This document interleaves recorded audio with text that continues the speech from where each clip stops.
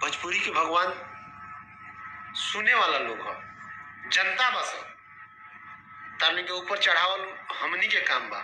हमनी जैसन आदमी के, आम आदमी के, जो दिन भर कंपनी में है यानी काम करता, मेहनत से खुदारी चलावता, भोजपुरी के भगवान वो लोग बा।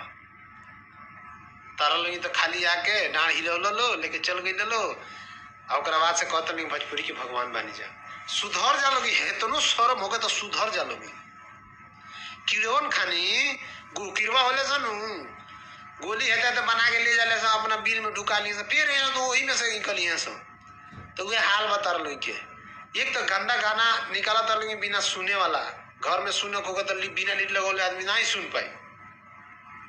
फिर तर वही में से खोद खोद खोद खोद गंदा गाना निकालता लोग।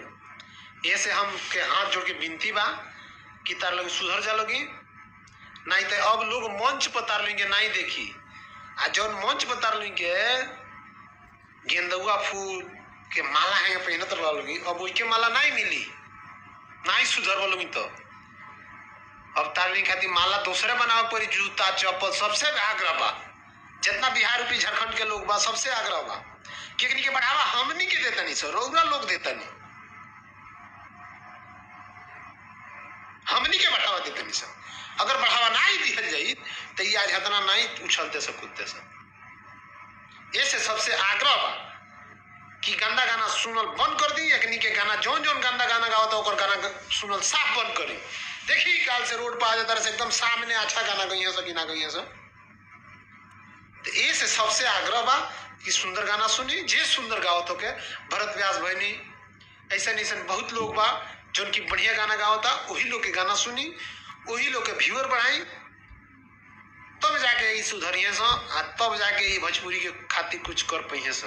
नहीं तो आवे वाला हमने के जौन पीढ़ी बन एक गंदा गाना सुनी ओकरा इहे दिमाग में पसर से जी गंदे गाना होला, काहे कि सुंदर गाना तो सुनी ना, अच्छा गाना तो सुन ले रही ना, और ओकरा जब से जन्म ली तब से गंदे गाना सुनत रही तो ओकरा आदत पड़ जाए।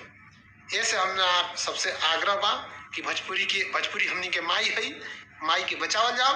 माई के बचावे खातिर केहू के परमिशन नहीं लिहल जाला, खुद के हथियार उठावे के पड़ेला।